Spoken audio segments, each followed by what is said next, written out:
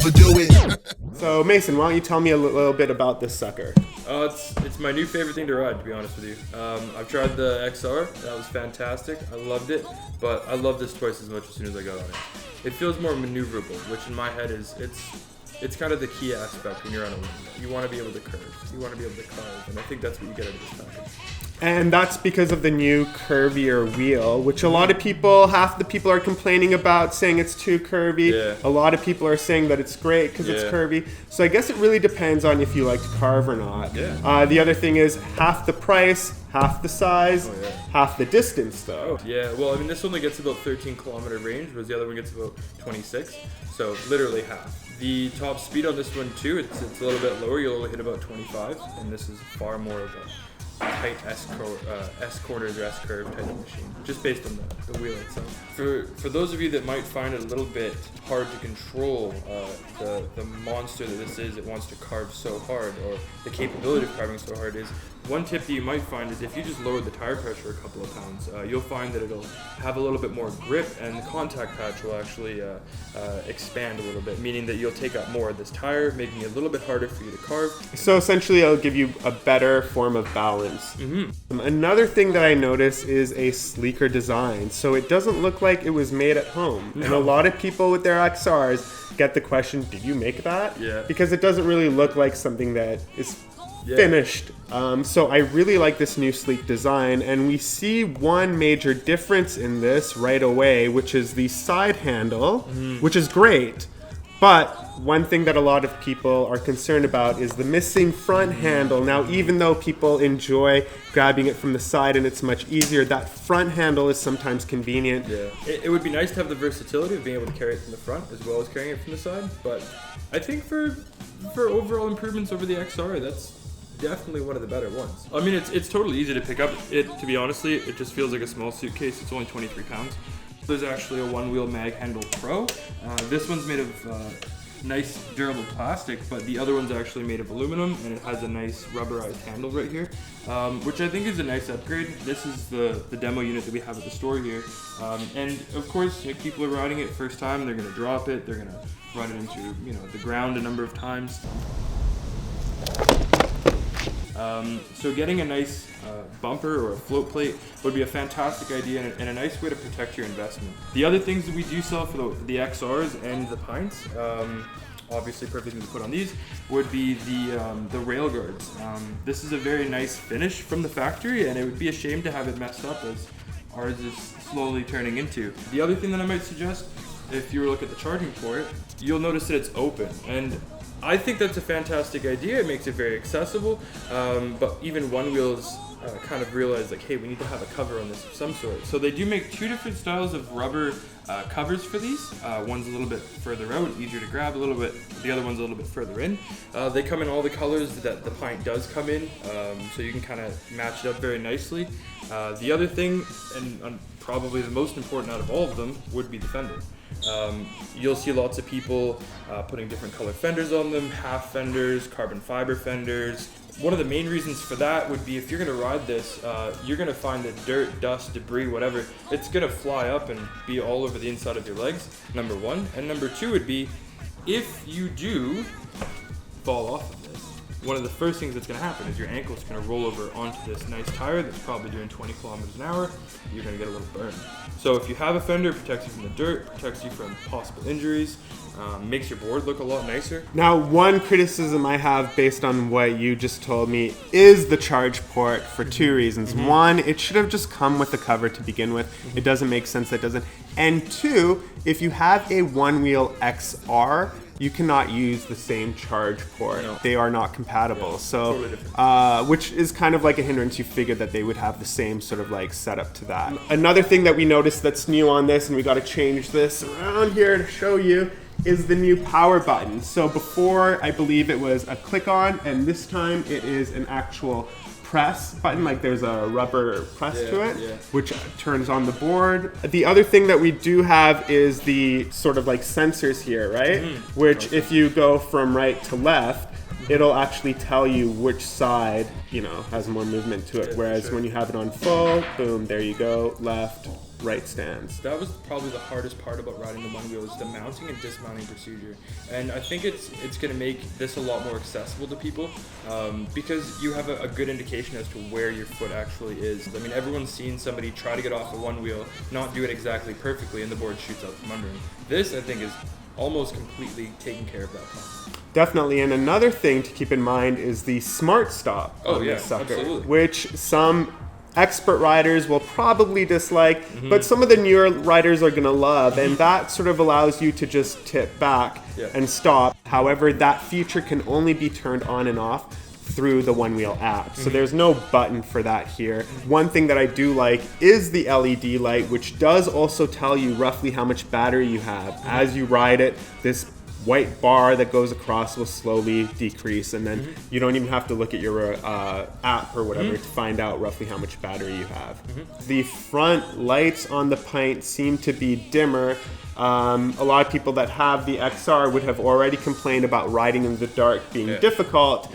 Riding the Pint in the dark is going to be extra difficult. Of course, being smaller is better and more efficient. Unfortunately, that also takes away from the room that you would have on the board to sort of adjust and mod your feet. Mason, why don't we get this demo ride going, and then we will take it for a full-on spin and we will give you guys our thoughts. Sounds like a plan. All right, let's do it.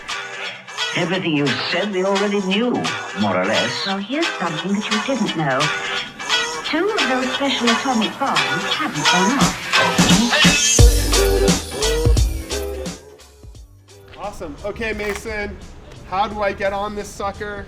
How do I ride it? There's a back foot, there's a front foot. Back foot does not have any sensors. It's the heavier side, so it's always going to go down. Keep that in mind.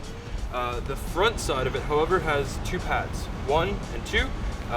You can tell by the blue light here, which is a new addition for the Pint, by the way. It senses where your foot is. So if it's over both, it's perfect, ready to rip. If it's over only one, it'll be blue. Get on it, backside first. I always try to have my front toe tucked over the front of this, and that helps me with my stance.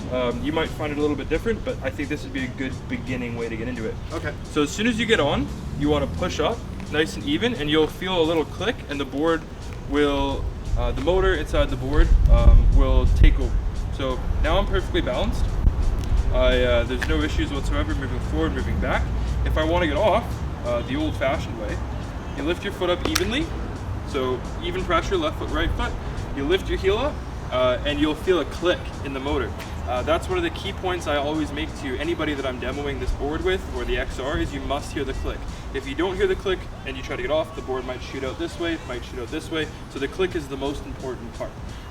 It only happens when the motor is disengaged. So if you don't hear the click and you try to get off, it will shoot out from you. I promise you that. With the Pint, it won't do that if you have Sure Stop put in. Sure Stop is a new added feature to the Pint. If you have it engaged, it won't shoot you out. It'll actually, like, you'll just get off of it basically. Nice and easy. You want to try getting on? Yeah, why not? So, how I do this with everyone is I prefer if you hold my arms. So hold on Hold to this me, and tight. Jack. Yeah, straight up. I will catch you if you fall. So you'll see that the blue light comes on, indicating that it's even. So push up. Perfect. So now you're even. We're gonna hold on for a little bit. One more thing I want to remind you of: the other really safe way to get off this thing, if you find that, like for example, it's leaning back or leaning forward, and you think that you're in trouble, is jump off with both feet at the exact same time. Now let's practice getting off. So even pressure, right foot, left foot, and just lift your right heel up. Perfect. Do you feel the click? Yep. That's the most important part. Always remember the click, and you'll always be safe. Okay, cool. Okay? Awesome. Should I try doing this again on my own? I think you should, 100%. Okay, cool. Let's see what we can do here. Foot placement is key because the front foot you can't really change once you start riding around. Okay. Oh. See? Okay, let's see if we can get this Let's going. try this together one more time. There you go. Okay. So just try to find your balance and let the board settle itself. It knows what it wants to do. Okay, I totally get what people mean by that curve thing, but I think once you get going, it's pretty fun. Okay, okay, I think I got this. Yeah.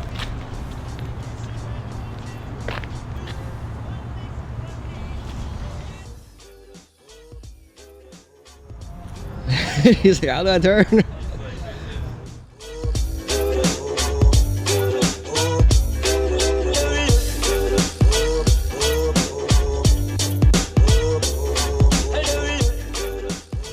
Okay, going straight, no problem. Turning, problem.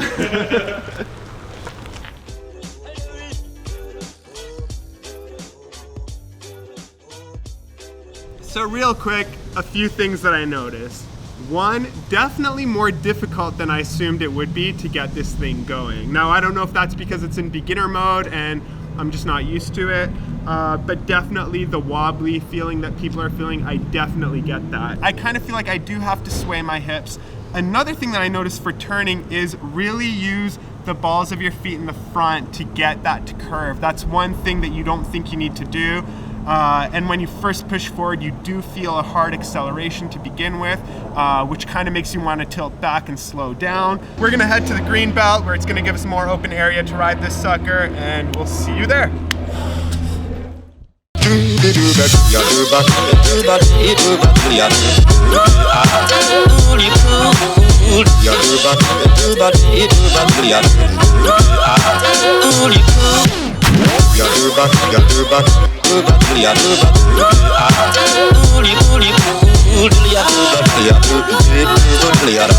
Everybody's at the record hop, rocking at the record hop.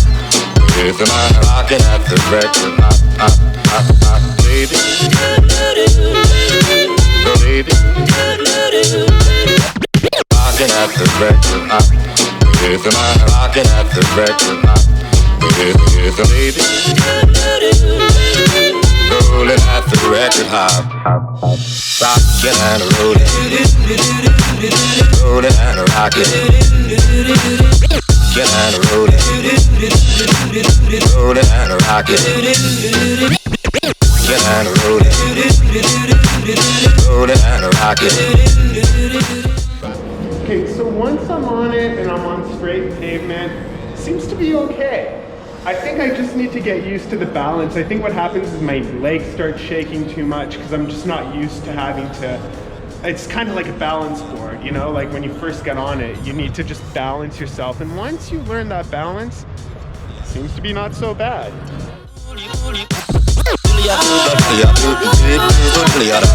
Everybody's at the record hop,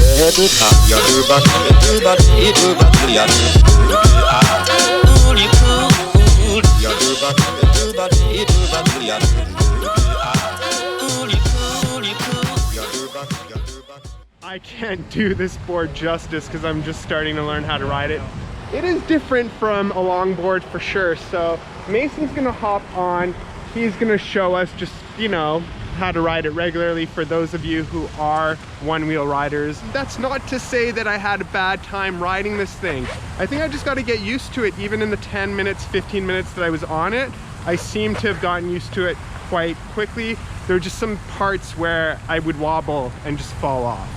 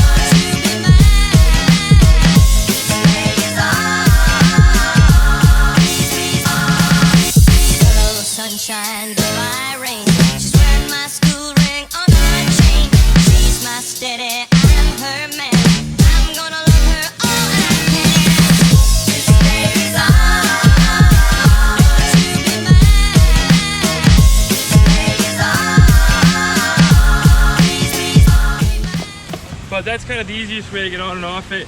Like you had the issue of it's just coming to a nice soft landing. You might fall off. Hopefully it's in snow, but you know, unfortunately this is the only kind of car you can get on concrete, really. That is the end of our first episode of ESK8 Review.